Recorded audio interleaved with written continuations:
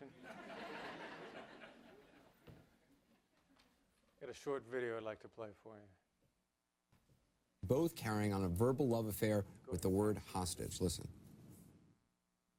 You do not hold people hostage or engage in ransom taking to get 100% of your way. They're trying to hold veterans hostage to force Obamacare on the American people. You cannot negotiate with a hostage situation. We've got a group of folks who think that they can hold America hostage. The president somehow wants to keep this hostage. They've taken hostages. No president should be held hostage. Holding our government hostage. Holding the U.S. hostage. Hold the entire country hostage. Hold them hostage. Don't hold anyone hostage. They took hostages. Hostage taking. Stop taking hostages. They had to take the country hostage. Whether or not it's correct to kind of use the hostage terms by politicians, when you see this, as somebody who's negotiated a lot, when you see what's going on in Washington, what jumps out to you? Well, there's two things about that. You know, on a personal note, I like that they use the word because then it gives me a chance to be on your show. And I get it. You know what? I haven't been able to focus on anything. His company is called the Black Swan Group. That is the baddest-ass name I have ever heard. I love that. Now, what is the Black Swan Group? That's like the coolest. What is that? Thank you very much. A black swan is something unusual that has a great impact, and we like to think that the way we negotiate has a great impact. See? Isn't that cool, right? I like that. All right. How can you resist not telling a joke to make Anderson Cooper laugh, right? All right, let's see if I can get this up. All right. So, here's what I would ask you, sort of the question to start out with. Because yes is this wonderful word, right? And the most famous negotiating book in the entire world is called Getting to. Right. Now, in a couple months, it won't be the most famous negotiating book in the entire world. But for right now, I'm willing to concede that. So I would ask you, sort of rhetorically, if yes is success, then what is no? I'm sorry? But no is it's short of success, right? It's not success. Any other potential thoughts on that? Because this is when you're acting in your capacities as you're managing projects, and because that's what you do as a contract manager. Basically, you're managing projects. Yes, go ahead. No is an opportunity to change, so we want to change it, but it's an opportunity we want to change it to something else, right? Oh, another good answer, right? So, but you're engaged in these strategic partnerships with the people that you work with, and you're very definitely a distinct profession. I've spoken to a couple people already at the conference, talking about the panel that you had earlier today and the challenges you're faced with an ever more competitive environment, where shrinking government budgets and with a more Darwinian, more difficult environment to deal with shrinking budgets, does that make people more open to collaborate? Probably not, right? And how do you become co-leads when you're not actually the lead of a project? You know, as a friend of mine used to say, how do you lead when you're not in charge? Which in many cases is you're trying to bring these contracts through your system and even win contracts for your employers and look out for the people that you're doing the contracts with. I mean, how do you do all of this? And a lot of it revolves around this idea of yes. And so here's what I'd say. Who says yes is success? There's the first seduction. There's the first problem.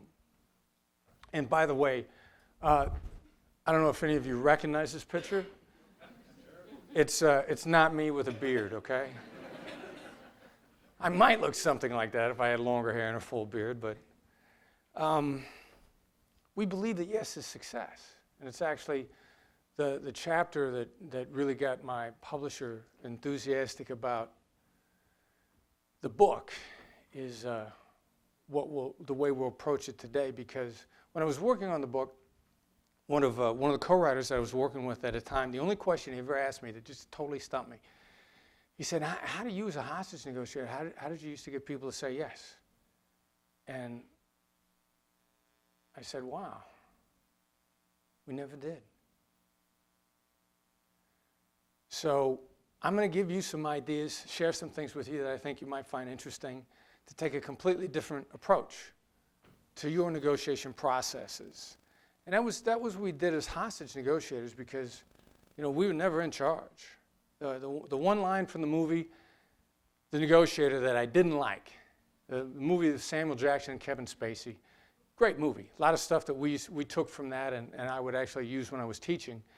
But there's a point in time in a scene where the Kevin Spacey character says, from now on, I'm in charge. From now on, all decisions run through me. That is not a negotiator's job, and it's absolutely not true. And I got taken while I was still in New York. A guy a couple of levels above me in management took me over to a bunch of Walt Disney executives, wanted me to give him a talk. And he had just seen the movie and had never worked with negotiators before. And he's kind of like, hey, I just saw that movie. What'd you think of the movie? And I knew what he was fishing for. He was wanting to know if I thought I was in charge when I was running a negotiation team or when I was a negotiator. And I remember saying to him, I said, boss, if I ever said all decisions go through me, the very next thing I would be looking at would be the taillights of your car as you were dropping me off at home, which means you'd have kicked me out. So as negotiators, we're put in a position where we're not officially in charge, but we're so integrally involved with everything that's going on, we have to lead without being in charge. So how did we do that? And the first thing I would offer to you is, if you love yes, you've been taken hostage by it. There's 3 kinds of yeses: confirmation, commitment, and counterfeit. So there's a difference between saying yes and hearing yes, because yes has been described as one of the most beautiful words, if not in the English language, in any language. And there's a story about when John Lennon first started to fall in love with Yoko Ono. He went to an art exhibit that she put together, and it was kind of like an obstacle course art exhibit where you climbed under things and crawled over things, and you came to this rickety ladder, and you climbed up this ladder, and you looked through a telescope, and in tiny letters on a far wall was the word yes. And we love hearing it. But I would ask you, what goes through your mind when the phone rings and you pick up the phone and the voice says, have you got a few minutes to talk?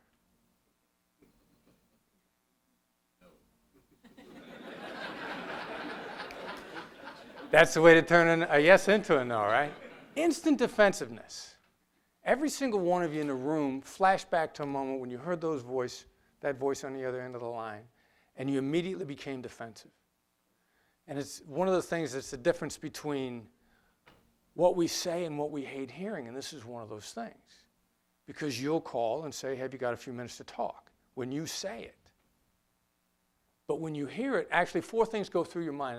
That's the first problem with nearly any question that drives for a yes, which is pretty much every question that we're trained to ask until we become aware of it. And in that particular question all by itself is, first of all, well, if I have a few minutes to talk, do I want to talk to you? If I have a few minutes to talk and I want to talk to you, do I want to talk about what you want to talk about?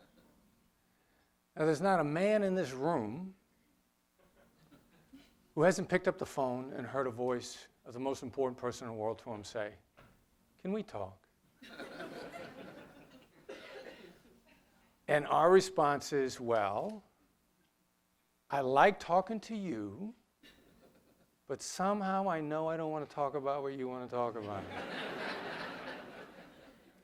So we get tripped up on the second question. So after that is, how long is a few minutes? We all know people that ask for a few minutes, it's 45 every time. My next younger sister, I have 3 sisters. My next younger sister likes to call me when she's got about a half hour to an hour drive. And she wants to talk to me for a half an hour to an hour while she's driving. And I got to tell you, most of those, if I don't have 45 minutes, those calls go to voicemail. I got another colleague, very, very meticulous attorney. Not necessarily a redundant term, but often is. And he says, have you got a few minutes to talk? And it's 45. Now, he's going to have an agenda. Meticulous people do. Very meticulous, analytical people, when they call you, they've been preparing for a long time for that phone call, and they have a set agenda that they want to walk you through. So I know it's going to be productive time, but if I don't have 45 minutes, that one goes to voicemail too. And then, of course, the last of those 4 questions are, how do I get off the phone? How do I gracefully get off the phone? And if you begin to look around, you'll see that every time somebody tries to get a yes out of somebody, the other person will immediately become defensive. And I don't know whether it's nature or it's nurture. And there's actually, and it's so overdone, I think one of the reasons, there's actually a negotiation philosophy that has some data that's behind it. That's why anytime you see a study that backs up a particular point, you have to look really hard at the data and decide whether or not you like the conclusions. But it's called mere agreement, and there's a study out there that bolsters this as an idea. And the more times you get somebody to say yes to small yeses in a short conversation, the more likely they are to say yes to the big yes. Now, I would ask you, if I were to say to you, would you like to make more money? Right, and immediately he gave me a little bit of it. He didn't say yes immediately, he said sure, yes, and you look down. You can feel yourself, you know there's a trap there, right? You know I'm trying to lead you someplace with that. Even the most obvious of all yes questions. And one of my students in my class at USC recently wrote, because he's over at the law school also, he said, yeah, we call that cornering in the legal profession. And we believe in many ways that, that lawyers are the model for negotiating, and lawyers are taught never ask a question you don't know the answer to in advance. And that question's always going to be yes, and it's always going to be a closed-ended question, and lawyers corner you with it. So how many of you like to be cornered? So I don't care what the mere agreement study says. I have yet to run across somebody who says, wow, this cornering stuff, I love it when somebody does that to me. But because it's done so much, it's pervasive in defensive responses. You know, among the things that I do is I speak. Clearly I'm doing it now. I don't know how good I am at it, but it's one of the things that I do. So there's a conference for speakers, and I'm there about 1.5 years ago, and speakers get together for an annual conference, and what they always say to each other is, what are you talking about? Because we all talk. And I get ready, I'm in Los Angeles, and I'm sitting down with a friend of mine from LA, and her husband have this business, speaking business all about wine. And we sit down in the bar at the end of the day to talk, and she says, so what are you talking about? And I said, how defensive yes makes people, how hard it is to say the word yes, and how defensive people get when you try to get them to say yes. And she says, I don't think that's true. And just then a waitress comes by, and she says, I'll have a vodka martini. And then she looks back at me and she says, I know, look, my husband and I, all we talk about is wine. We advise people on wine, we have a website about wine, we have a speaking business about wine. I'll tell you what wine for what occasion, what wine to go with what food. She said, but I like vodka martinis, okay? And then she says, so what was it that you were just saying? And I said, do you like vodka martinis? And she goes, oh, yes. I said, so you just got defensive.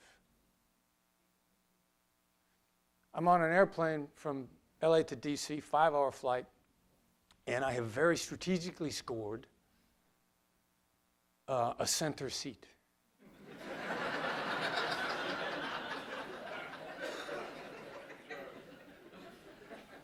Yeah, that's right. Took some planning on my part, but I pulled it off. So, I get up to use the bathroom and ask the nice lady next to me, and I come out and I see that she's still standing in the aisle. 5-hour flight's a long way. Standing up is a good idea, and I'm thinking that she wants to stand too. This is excellent because I'll stand for as long as I can. But I don't want to inconvenience her, so I'm going to check with her first. And I walk up to her, and I say, I'm guessing you don't want to sit down right away. And she goes, I want to read my book. She's worried about saying yes. Where I lived in D.C., there was a parking lot. And it was one of the great hidden parking secrets of all of Washington, D.C. You paid $8 cash, and there was no time limit. You could park there for as long as you want. I once left my motorcycle there for an entire winter for $8. The company's gone now, so they have to get mad at me. But it was $8 cash, and so there were several signs leading up to the machine. There was never an attendant there, and it didn't take credit cards. Imagine a parking machine that didn't take credit cards. But you had to have $8 cash, so sign after sign after sign, $8 cash. And invariably somebody would get up there and not pay attention to the signs, and there'd be 7 or 8 cars behind this poor person trying to figure out how to put a credit card in.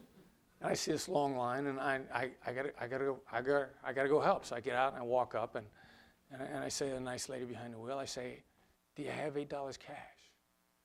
And she went, "What if I do?"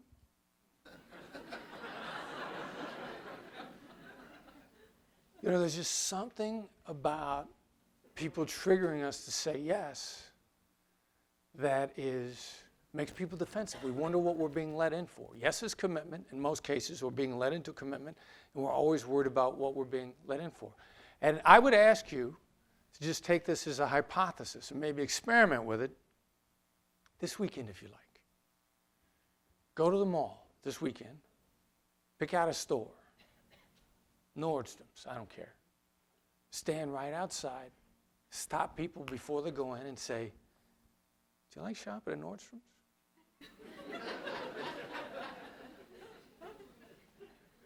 I'll bet they call security on you. I bet they don't go in.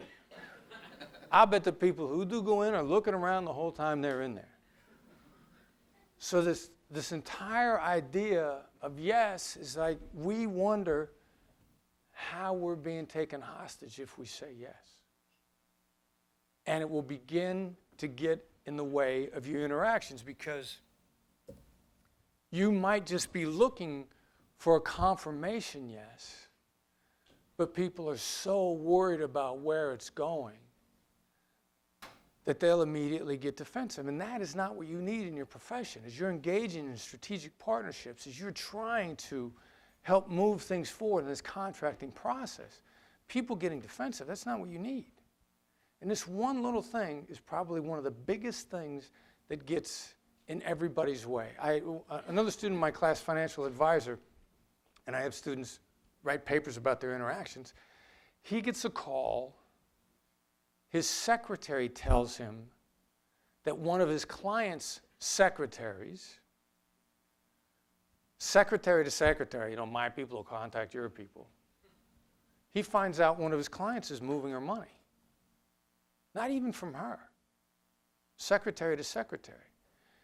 He's got a pretty good relationship with a woman. He's an honest man with a lot of integrity. He calls her on the phone to find out what's going on, and she's like, I just didn't want you talking me into something again. And he started talking with her, and he discovered that what he'd been doing is he'd ask her questions where the answer was yes, yes, yes, yes, yes, and she'd get off the phone and feel like she'd been talked into something. And he did it so much that she got to the point where she didn't even want to talk to him at all. And that's what this does to people. Now, fortunately, she took the call because they had a great relationship and he was a good guy. So this happens even among people that you have a great relationship with. And they'll stop talking to you. It's one of the problems. So the first thing I would ask you is to stop doing this. But now, what do we do? What do you do instead? And I'll give you the two things. Because ultimately, at some point in time, the original title of this particular chapter of the book was Yes is the Last Thing You Want to Hear. The last thing, which is worded in a sort of a tricky way as well. I'm not saying you never want to hear that, yes. But I'm saying it's the last thing you need to hear. So what do you want to hear? What's the path in the meantime? So the first one is no. But a completely different take on no. So let's start with, what do I say when I call somebody up on the phone? is now a bad time to talk.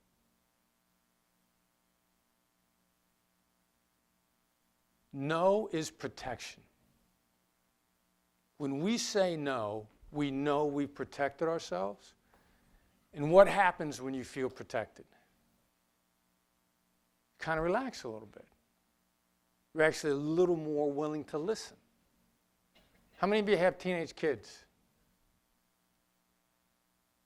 How many of you heard, Dad or Mom, can I, and found the word no coming out of your mouth before you even know what the request is? I used to do this to my son all the time, especially when he was 17. But I found myself every single time feeling a little bit relaxed as soon as I stopped whatever he had in mind.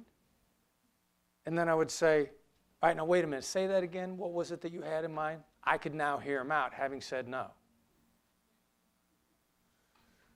When I call somebody on the phone and say it's now a bad time to talk, I get two answers every time, every single time. There'll be a slight hesitation, and it's no. It's never a bad time to talk to you. Now, one of the key differences here is, have you got a few minutes to talk? Those 4 questions that I told you about before, those are going through someone's mind while you're talking. It's actually the equivalent of talking to a schizophrenic. Because in hostage negotiation, we learned, they gave us a demonstration one time where they had 2 people talking, then they had a third person standing behind a person whispering in his ear the whole time. And then you'd say to the person you were whispering in his ear, what the other guy saying? He'd say, I have no idea. Well, that's the equivalent of talking to a schizophrenic. You can't negotiate with a schizophrenic because you don't know what the voice in their head is saying. But with the application of hostage negotiation skills and a little bit of understanding of the business world and what to avoid, you know what the voice in the other person's head is saying. And if you trigger a yes, they think, what have I let myself in for? Where's this going? What's going to happen? That's the voice in their head, which means you probably prepared the most important things you have to say at the beginning of that conversation. You're talking to a schizophrenic. They're not listening. But it's now a bad time. They'll hesitate for a second and go, no, it's never a bad time. You got 1,000% focus. You don't have that voice in the back of their head going. The other answer I get is, you know, it is a bad time, but I can talk to you at 2 o'clock tomorrow afternoon. Now I got an appointment for their undivided attention, which the question is, how long is this going to take, is now off the table. I'll tell you another thing that I do on a regular basis in my phone conversations. I plan to keep it very short, and if I call you on the phone, I'm going to ask you for 4 minutes of your time, and you're going to be done in 2. You know, the overpromise or underpromise, overdeliver. However much time I get you to give me, it always costs you less when you talk to me on the phone. What does that do? Yeah, it lets you know, it builds confidence in me, builds in my credibility. A few minutes is always a few minutes. And you don't mind picking up the phone again because last time he said he wanted 5 minutes and I was done in 3. You're happy to pick that phone up very quickly. And you're now managing your time because in an ever more frantic and chaotic world, business transaction world that you live in, a lot of these fall into a category we call delays in order to save time. A number of these strategies are to get you to delay and slow down the conversations, have slightly longer conversations, slightly more controlled, and save time doing it. I had a judge in a federal trial. He had this phrase, and it was fantastic because interesting that the OJ series is on TV now. People are watching that.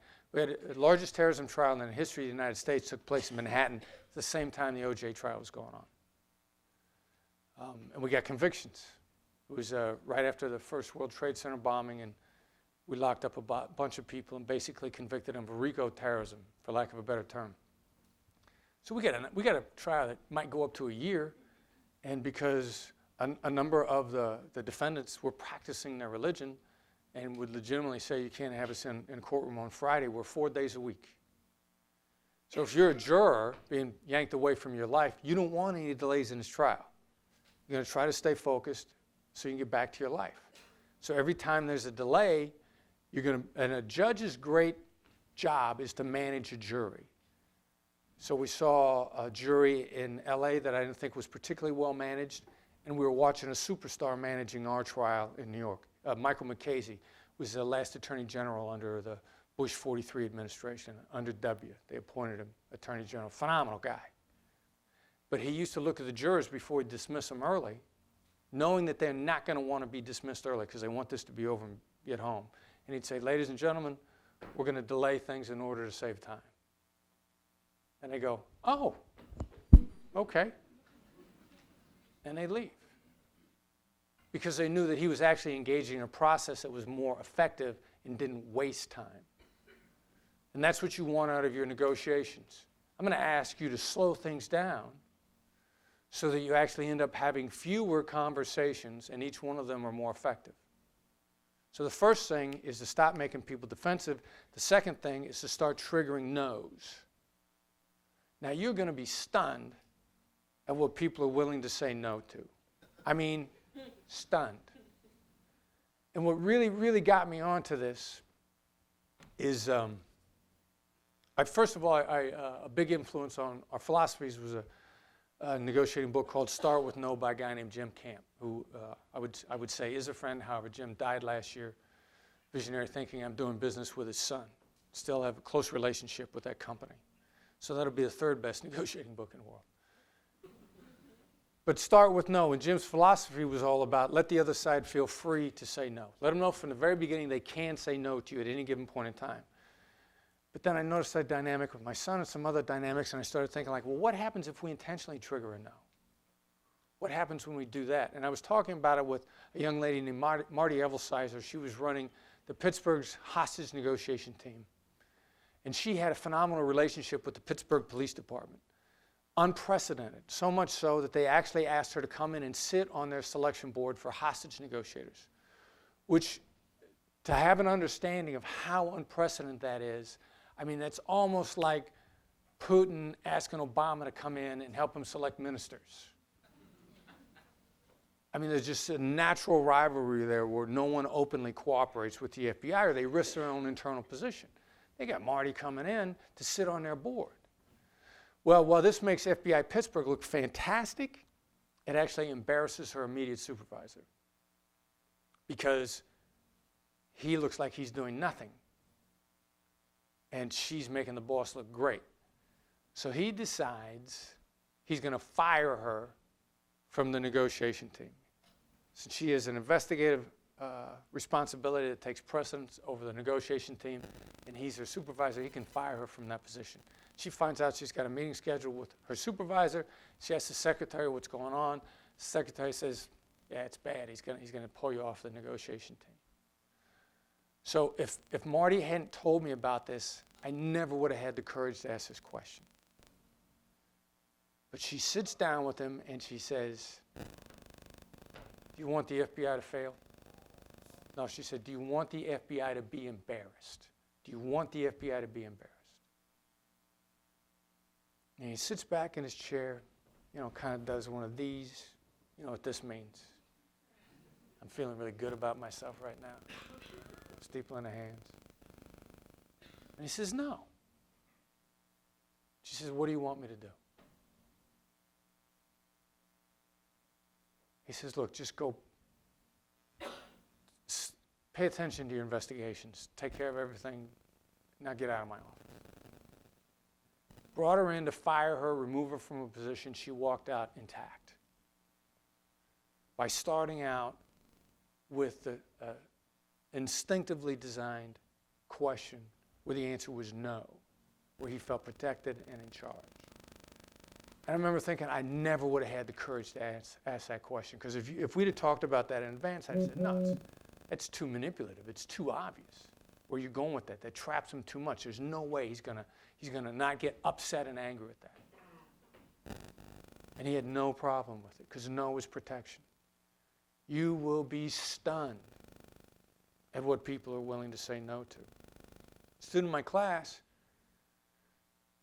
he said he's in a sales position, and in his job they got a long-time client, and the client is used to going around every salesman that they work with and going straight to the boss to get what they want, which is a dynamic in a lot of organizations with long-time relationships.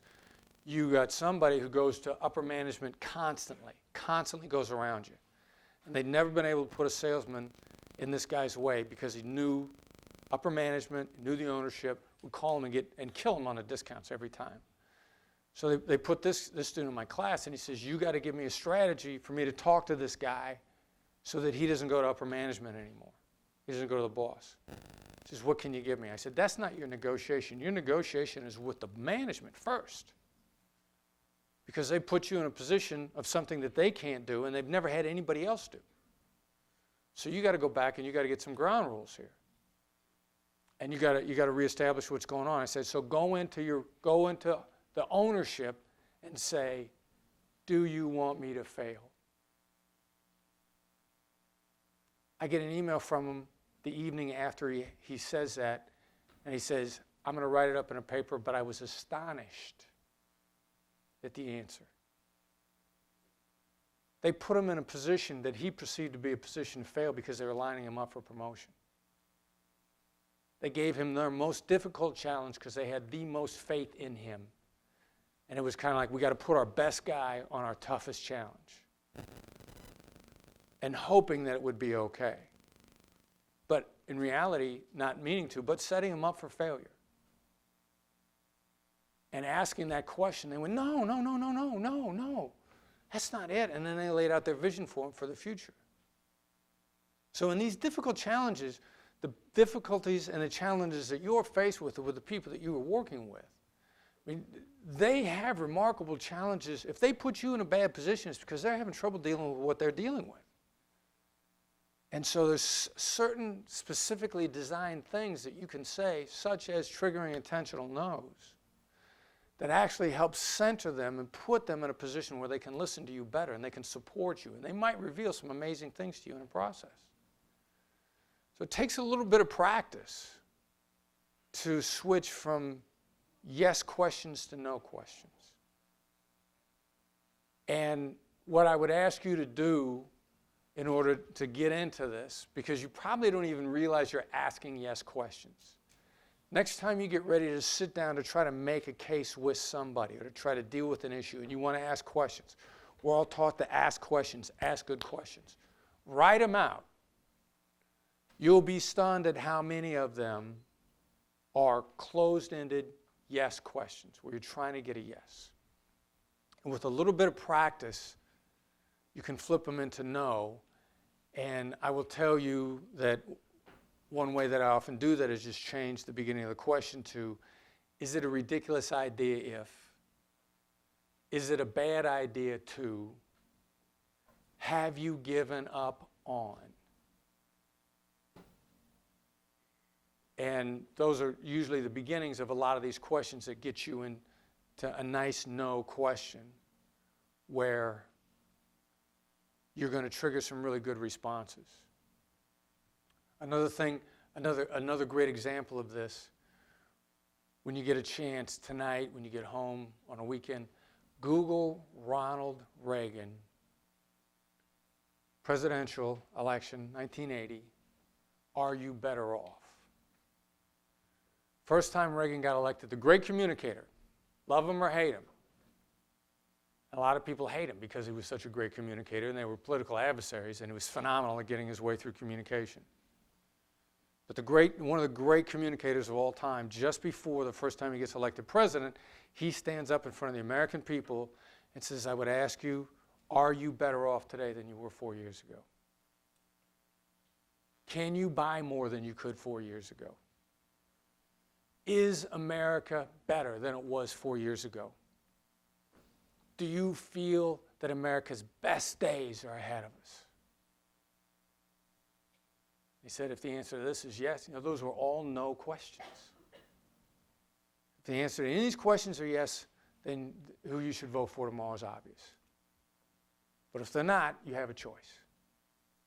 No, no, no, no. All very designed to trigger no's that were in his favor. It'll take a little bit of practice. How many of you heard of Jack Welch? So I'm at a book signing for Jack Welch about a year ago. He and his wife Susie have got another book coming out, The Real Life MBA. They're doing a book signing. And book signings, you come, you buy a book, you walk through the line, and they don't know if you're a regular person or if you're a stalker, what kind of a psycho you might be when you come through the line. So, and you get a pose for a picture with them, and you can tell they're watching you the whole time. Like if you get close enough to Jack, are you going to, especially a guy like me, is this guy going to shake his hand? Is he going to hug him? Is he going to kiss him on the lips? What's he going to do? You don't know what you're capable of doing because you showed up out of the blue. So I want to ask Jack Welch if he wants to come and speak to my class at USC. He doesn't know me from Adam. And it's a public throng where, security's watching you, everything. So I walk up, I get the book signed, and I remember asking my colleague about this afterwards, because I said, do you remember what I said to Jack Welch? He goes, yeah, I didn't hear what you said to him, but boy, you got his attention. So I walk up to him and I say, is it a ridiculous idea to think that you might want to come speak to my class at USC? And he looks up, and he looked out in space, and he froze. And I remember thinking, one of two things just happened. He just had a stroke, and I killed him. I'm like, I'm going to go to jail for killing Jack Welch. This is horrible. Or I made him so mad that he's trying to figure out how quickly he can get security to tackle me and choke me out. But he sits and he stares. And he looks at me and he says, this is my private assistant's name. This is her email address, and this is how to get a hold of her. You send her this message, she will give you a telephone number and an email so that you can contact us and we can try to work this out, see if it fits in the calendar. I woke up to him completely cold. How many people walk up to Jack Welch and say, would you like to come and speak at my class? But triggering the no, I never saw anybody stop and think so hard. The other thing it tells me is nobody does this to him. You're not going to engage in a strategy with someone that is completely worn out like the yes strategy. We're finding this across the board. This is a way to get things started. Several no's in a row. So now I want to give you the second part of this. What else to say besides no? This is going to be less satisfying, but this is the one that you're going to find you're going to achieve stunning transformation suddenly in the negotiation. And the phrase that you want to trigger from the other side instead is, that's right. Now, the first thing I want to do is we need to distinguish this from your right. Your right is death. Your right is what people say to you when they want to maintain a relationship, but they want you to shut up.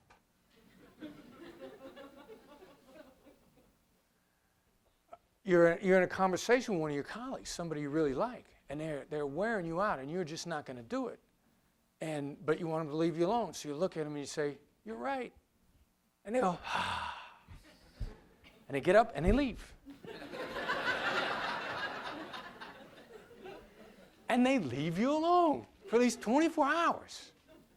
And then, when they come back, because you didn't change anything, they start in on you again. You go like, you're right. And they go, ah. And they run away again. And nobody ever catches on to this. Your right, we may love your right more than we love yes. We love your right. We love it. And it's become almost a running joke inside my company because when we say you're right to each other, we're saying screw you. My director of operations, my son, he's been negotiating with me since he's 2 years old, so he's used to it. And he's wearing me out about something about a month and a half ago, and I just wasn't seeing it, so finally I just said, you're right. He said, thanks. Oh, rah, rah, rah, rah. Because even knowing it, he bit on it, initially, and then he yelled at me, so it's like a running joke. And then watch in the different conversations that you see around you. If you see two people talking, and one person's talking, the other person's going, you're right, you're right, you're right. You can just see them putting a hand up. And that they're just not going to comply. Because people love hearing it so much. Now, the other thing, too, is I would offer to you is, look, use your powers for good and not evil. Okay? Use them for good and not evil. Because I spoke to a conference about 5 or 6 months ago, and one of the attendees at the conference came up to me about 2 hours after the presentation. He says, "That was great. That was fantastic." He said, I've already started using what you taught me." And I'm thinking he's going to tell me about achieving a breakthrough with That's Right. So I go, "Oh, okay, yeah. Tell me about it." And he says, "I was texting my wife. And she's always giving me a hard time about being at these conferences. And I try to explain to her that I'm trying to make a better life for us. And she's saying, you're just there partying, you want to leave me with the kids." And so this time, instead of trying to explain it to her again, I sent her a text that said, "You're right." She sent me back 3 hearts and 2 smiley faces. That never happened before. And I'm like, that is not what I was trying to get you to do. But we first really stumbled over That's Right as a phenomenal response. Because I'm negotiating, I'm running the negotiation for kidnapping in the Philippines. A young man named Jeffrey Schilling has been grabbed. And it's the first case I ran in the Philippines. And a terrorist group that are really bad guys, the leader of the group, was a straight out of the movies, head chopping, raping, murdering, killing sociopath with a huge ego. He had the media on speed dial. They'd call him and they'd ask him questions in Tagalog, his local language. He'd answer in English because he wanted his voice to be on CNN. He even actually told some reporters he thought there should be a movie made about him. You could Google the terrorist group's name was the Abu Sayyaf, and if you Google the Abu Sayyaf, and you see anybody in the pictures, and from this time frame, he was always in the pictures, if there's a guy with a black bandana, sunglasses, black t-shirt, camo pants, and a 45 on his side, that was Sabaya. It was always just one, decked out like that. Sabaya thought it made him look more photogenic, more of a dashing figure. So we've got this American named Jeff, and there's a $10 million demand for Jeff. Although he's not asking for ransom, he's asking for $10 million in war damages because of economic harm that's been done to the south of the Philippines for the last 500 years, from the Spanish to the Japanese to the Americans, to all the things that were done wrong by the American Army under Blackjack Pershing. How many people know why U.S. military has 45 automatics? Why is that? Because during the Philippine insurrection, the Moros would get hopped up on drugs and loincloths that were very tight, 38 special, would not stop them. The people in the south of the Philippines are the Moros. And they couldn't knock them down with 38s. They needed a bigger round. These are the people that have Jeff Schilling. These are warlike, fierce, tough people. They're tough enough that one of the world's most favorite handguns was built specifically to knock these guys down. Tough characters. So they've been fighting off colonial powers for 500 years. So they got Jeff Schilling. They want $10 million for Jeff Schilling, but it's not ransom, it's economic damages. So we get started in the negotiation, and I'm coaching a guy, because that's really what I did running international kidnappings overseas. I coached the negotiations. I know negotiations, I don't know your industry. I can bring you up to speed on negotiation faster than you can bring me up to speed on your industry. I got used to doing it. They put me in a country, I didn't know the language, I didn't know the culture. I had to be up and running inside of 12 hours. So I'm coaching a Philippine policeman named Benji, and Benji is a Philippine patriot. He was also the leader of the Philippine Police's SAF, the Special Action Force, and the SAF were dangerous people. On the good guy's side, but they were the equivalent of the Navy SEALs, and they sent the SAF out. And when I first met Benji, he'd been on 30 rescue missions that year, and they didn't take handcuffs. 30 firefights, lots of dead bad guys behind them. So the SAF was feared for good reason, and thank God they were on our side. But Benji's a warrior, and he doesn't want to take this approach to negotiation because he wants to kill Sabaya. And wants to tell Sabaya he's going to kill him. So and I remember late one night, we're working with Benji, and I see a snarl coming over Benji's face because I could tell he doesn't like this soft approach. And this is the same as any negotiation you're in with a colleague where you can look at them and you know they don't like what you're saying. And so what you do is you got to get a that's right out of them, and you got to talk to them in a way, even if it sounds like it's against your interests, you got to say it in a way about how they feel about it. I looked at Benji and I said, you hate Sabaya, don't you? And he says, I tell you I do. He is murdered and he is raped. He has come on our radios while we were bombing his position and said, these mortars are music to my ears. And the only reason that he can come on our radio is if he's standing over the body of one of my colleagues. I hate him. And in getting that out of him, I saw Benji center himself. And he went from being a good negotiator to a great negotiator, completely became comfortable with the strategy. So then we continued with Sabaya, and we couldn't get past the $10 million. No matter what logical approach we tried, no logical approach could talk them out of the 10 mil. So I said, all right, next time we get Sabaya on the phone, we got one goal. We're going to get a that's right out of him. We're going to give the world according to Sabaya, and we're going to repeat everything that he said and how he feels about it and all the justifications, no matter how they seem counter to where we're coming from, we're going to repeat it the way he says it, and he's only going to be able to say one thing. It's going to be, that's right. So 2 days later, Benji gets on the phone with Sabaya, and he goes on and on about 500 years of oppression, from the Spanish to the Japanese to the Americans, violation of the fishing rights. It's a horrible injustice. Everything you're doing is justified. Every single thing that Sabaya had ever said or how he felt about it. And when Benji got done, it must have taken him 5 minutes to go through everything. There was a silence on the other end of the line, and Sabaya said, that's right. And never asked for another dime for Jeffrey Schilling. We went from 10 million to 0 in one conversation. Completely went away. Everything. The negotiation took a couple of more turns. They tried to throw a couple of non-monetary obstacles in the way. They became so disorganized on the other side that Jeffrey Schilling finally just walked away. Jeffrey Schilling, first of all, an American in the Philippines is bigger than every other Filipino anyway, so you stick out. And Jeffrey Schilling is an African American, so he walks away in the south of the Philippines. He's walking down a dirt road by himself in the Philippines. A local farmer says, you gotta be Jeffrey Schilling. You're like, what doesn't fit, right? He says, yeah, I am. The military flew down, picked him up in a helicopter, flew him back to Manila. They held a big press conference. Jeffrey Schilling sat President of the Philippines on one side, Secretary of Defense on the other. Secretary of Defense outlined this daring rescue mission where they flew in with helicopters and they shot all these terrorists. And they were all mortally wounded and crawled off into the jungle and died. That's why we don't have any bodies or any weapons. And Jeffrey kind of sat there and just kind of went, okay, and we got him out.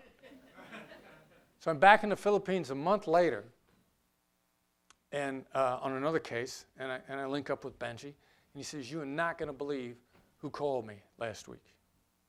I was like, who? Sabaya.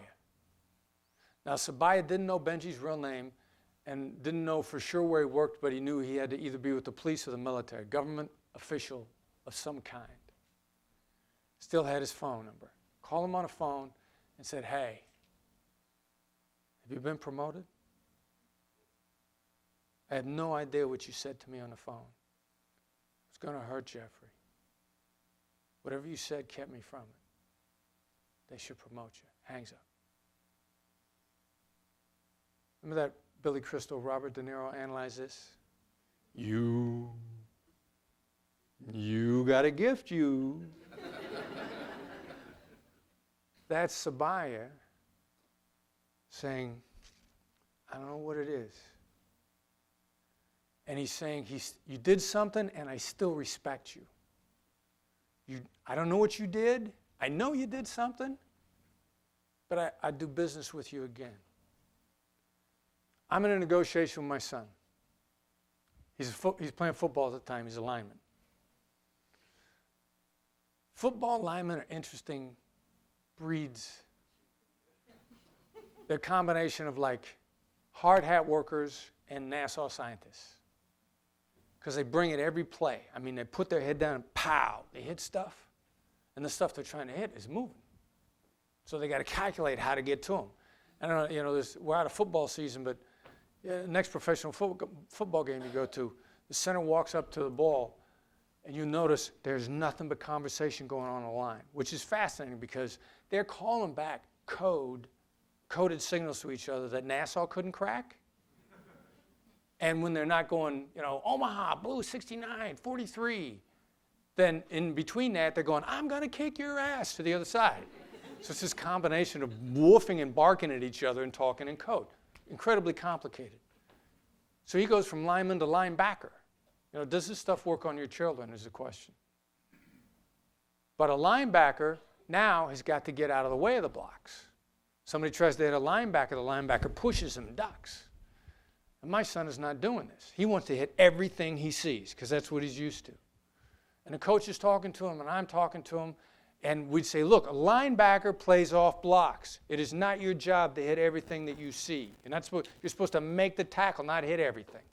And he would look at us, and what would he say? We'd say, you're right. Say, you're right. Because neutral third party, well, of course that's right. But when you're telling somebody something where he doesn't want to hurt your feelings, but you're right. And he'd go right back to it the very next day. So I'm thinking, how do I get through this kid? So I think about how he's, you know, what's he seeing here, and why is he doing it? What's his motivation? So I pull him off to the side the next day and I say, you think it's unmanly to dodge a block. You think getting out of the way of somebody who's trying to hit you makes you a coward. And he said, that's right. He starts dodging blocks the next day. You are going to be surprised at what people will suddenly agree to if you get the words, that's right, out of them. We're trying to decide exactly why it happens. My co-writer described it as it triggers a subtle epiphany inside someone. I had another person say to me once, if the other person says that's right to you, it's their subconscious confirmation that they feel empathy between the two of you. They don't come right out and say it. And they have no idea what they're saying. But they feel a connection to you, and they also feel there's something about what you said which is just true. Because that's right is to confirm that something is true. And I was actually I'm in a conversation not too long ago myself, and I was talking to someone about, you know, the daunting process of trying to popularize my book. And she started describing it to me, and I could tell where she was going, that I was going to say that's right. So I'm sort of watching my internal reaction. And the minute I say it, I felt my brain clear up. I don't know what it was. I'm watching this come, and I suddenly felt a different perspective. And we've seen a negotiation after negotiation after negotiation, especially if what they've said that's right to doesn't necessarily seem to be in your interest. You are going to be stunned at what happens as a result of this. I gave a talk to a woman who's got a lawyer, and as a lawyer, she's talking with a client, and she was getting ready to give in. But at the last minute before giving in, she just decided, let me see what happens if I get a that's right out of her. She said, I was just getting ready to meet in the middle, never split the difference, halfway between her offer and my offer, and as soon as I got her to get a that's right out of her, bang, she agreed. A little bit of this is going to make you feel uncomfortable because you're going to wonder where it's going. I'm here to tell you that I just did it first in that case in the Philippines. I had no idea where it was going, but I just knew it was going to be a good place. And I was satisfied with that as a destination. I just know it's going to be good. So engage in this a little bit, experiment with it a little bit, see what happens, let yourself be surprised by the positive outcomes. Stop getting people, pushing people for yes. Sprinkling either a no or that's right is the path to agreement. The path to agreement and the path to better relationships. The path to people going, you, I don't know what you did. Let's do it again. Because you're not going to work everything out with everybody, but you want to leave people willing to continue to talk to you and continue. This is the path to a successful career. People who want to continue to do business with you and enjoy your interactions. So I know I'm getting close. We're going to go just a moment or two over. I'm going to throw it open for a few quick questions if you'd like, and then I got a short video, and then we'll be done. So is there anybody that would like to ask anything other than how come my accent is so messed up? Gentlemen, we have a gentleman on this side here. If you want to ask, I'll repeat your question. Go ahead. You've been involved with interacting with psychologists to develop profiles of, say, hostage takers and just other negotiators, so that you can tailor your strategy toward these particular types of people. All right, so he asked me if I've been involved with psychologists to develop profiles to be able to tailor the interactions. More with practitioners to do that. There's a philosophy that comes from my guys at the Harvard program on negotiation. They believe that the world kind of splits up into three types. And we've taken that, we've refined it a little bit. And we believe there's three very distinct types, which is sort of your caveman. If you meet a threat, it's either fight, flight, or make friends. And on those, it's sort of the beginning of a conversation. And typically, if there's a breakdown, it's a breakdown between one of these three types. And there's certain of our negotiation skills that are loved or made these types feel uncomfortable. I will tell you that all three types are pretty comfortable with that's right. So that's right is a nice, safe thing that people respond well to. And they also, all three types respond well to no, to being asked to say no. Another question? Yes? Do you find variations on the theme and responses from different cultures internationally? I know you talked Philippines, but I'm just curious others. So do we get different responses from different cultures? Yes. And which leads into a broader cross-cultural question. All right, so these skills are every hostage negotiation team on the planet uses the same skills in every single culture on the planet. Because these are skills that resonate with us as human beings as opposed to what culture we are. There's one manual in the entire world called the DSM, Diagnostic and Statistical Manual of Mental Disorders. It's for everybody. It's not for Caucasians and Latins and Africans. There isn't a different manual for Asians and Latins, because we're human beings before we're our culture. So this is an approach that appeals to people on the human nature level. So the short answer is no. We get that's right or their equivalent words thereof in every culture. And one of my favorite negotiations, a Korean MBA student is negotiating with his boss in Korea and got a that's right and got a promotion out of it. And got a real download of personal information from his Korean boss. And he wrote in the paper, he said, "Thank God I was on the phone because my mouth dropped open. Because in my culture, superiors," he didn't even call him his supervisor, his superiors do not share personal information with subordinates. So it works across cultures. Thank you. Yes. Una más? Yeah. Do you find yourself in situations where you're dealing with people that have the similar skills to avoid certain words with you or want you to, to play the same game back? My son. I found out after the fact that he was using this stuff to get himself out of trouble in high school. On a regular basis. You did what? And what happened?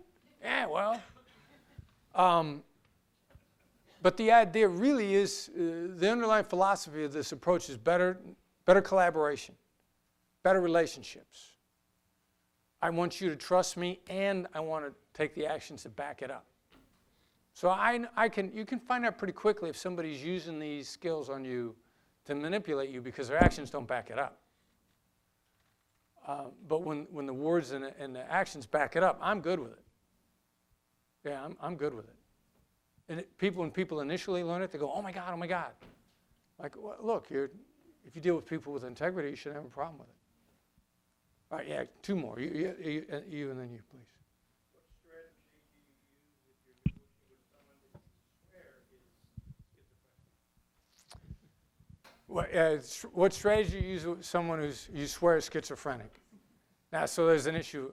Are they, or are they just so overwhelmed? And they seem like it. You know, the no strategy centers people. It helps them. People will seem schizophrenic when they're just frazzled and they're overwhelmed and they're constantly worried about what they're getting themselves into. Which, getting someone to say no, it's amazing how that it really starts to center them. And that's right provides clarity of thought for them. So you're going to find out, you know, whether they're actually dysfunctional or whether they're just overwhelmed by using these two approaches. And then, yes, right here. Sorry. It's my turn. Oh. I'm here. Hello. I hear you. Mom? Sure. I'm here. Okay, go ahead. You partly answered my question originally about wouldn't that approach be considered as manipulative in nature? As in making somebody say no and then eventually make them to agree on, or you know what I'm trying to say is, doesn't it give you an unfair advantage that you know this approach or someone knows this approach and you are able to turn the situation or turn the negotiation into your advantage, but the other person doesn't know that you have been kind of manipulating or controlling the discussion? It's just mine. Yeah, it's an interesting question, and I mentioned something before about using your powers for good and evil. Do you have one of these? You know what this is? It's a phone. Have you got a phone? Yeah. A lot of bad people got phones, right? You refuse to use them because bad people are using them? No, it's what you do with it. And so that's why my approach is always about having an integrity and not killing people in negotiations. Because if I kill my counterparts in negotiations, pretty soon I got no counterparts. And I'm all by myself. And that's why I call this missionary and mercenary skills. If a negotiation skill satisfies me as a mercenary because it works, and as a missionary because it's the right thing to do, you know, and I am bounded by a set of moral principles, then it's a good skill. You know, interestingly enough, the overused term empathy, and I'd love to ask a question, are sociopaths good at empathy? Sociopaths are phenomenal at it. They use it because it works. There's actually, Daniel Goleman actually calls it cognitive empathy in his recent book, specifically cites it to be the type of empathy that sociopaths are very, very good at. So why should they have all the fun? Right? All right, I'm gonna thank you for. I'm gonna show you a quick video. If I can get it to work. This is the book. If you text the words "that's right" to 22828, it'll put you on the mailing list for our free negotiation newsletter. Comes out twice a month. A lot of stuff that we're going. Costs you nothing. You can get it twice a month. Just text "that's right" to 22828. That's the website. If you want to go on the website, we've got other stuff that you could probably find useful there as well. All right, so where's my AV guy?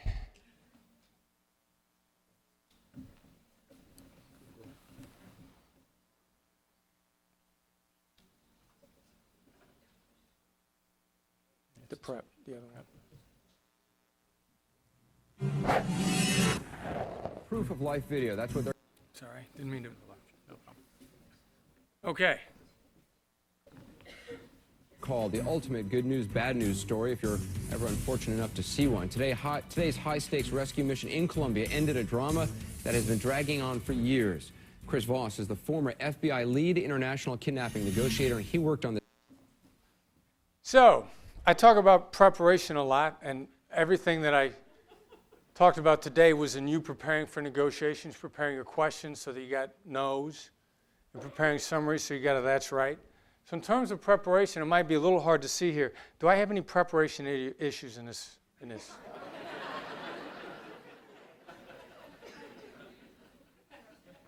My hair's standing up. So I don't know if you know how, I always love doing these things. And you know, they call you, they say, can you get into the studio? You get into the studio and you go through, you go in sit in the green room, they give you coffee, you go into makeup, they put makeup on you. Which is something I'm sure that every time I have makeup put on me, my father rolls over in his grave, but that's a different story. And then you go into a room that's basically a big closet, and there's a light shining right in your eyes. You know, you're not in a room with Anderson Cooper, you're in this big dark closet with a light in your eyes. And I say, look right under the light, that's where you got to talk.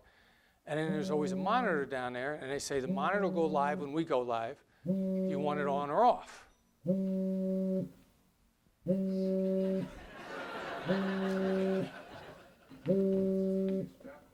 There you go. So I say, yeah, leave it on. I want to see it when we go live. So the monitor has just come on. We've just gone live.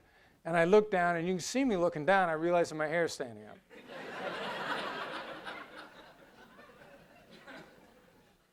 And I clearly am not pleased.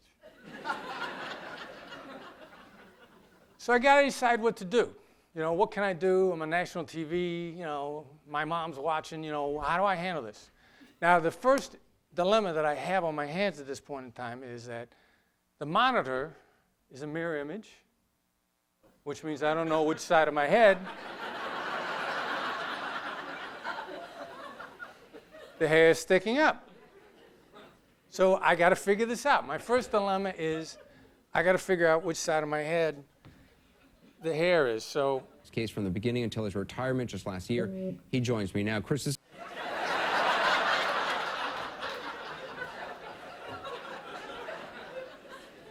I don't know why I thought shaking my head around was gonna, maybe I feel it wave or something. Well, that was my first move, and you can see from the look on my face, I'm still perplexed.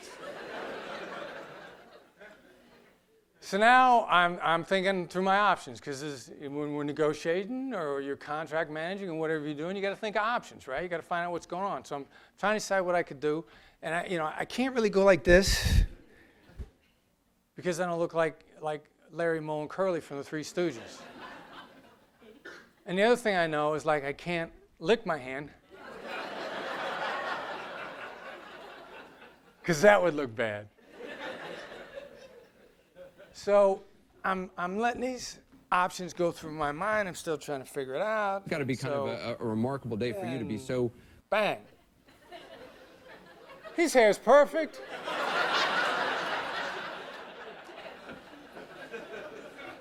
I'm sure the producers said, wow, let's go split screen so we can put perfect hair next to him. Anderson, he could be in a hurricane. His hair wouldn't move, right? Same people responsible for hair on me as him, and I go out there, I'm looking like this. This isn't hardly fair. So I'm thinking about it. I'm trying to decide. I figure I got one move. I got one shot at this. I got one shot. Anderson Cooper, AC 360. I got one shot. I got one chance. Closely involved in this, and to finally.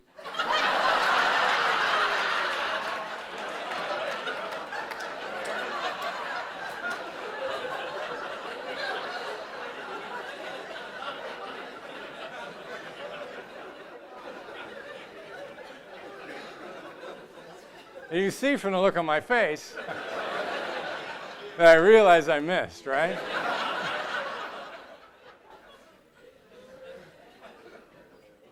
But I went ahead, I kept going, I finished the interview anyway. In your interactions, you're going to make mistakes. You're going to have misses. It's going to be okay. Keep plowing ahead with integrity. Work with people. Work with your strategic partners. Let them get used to dealing with you and knowing that you look out for their best interests. It's been fantastic to be here this morning. I've enjoyed your company. Thank you very much.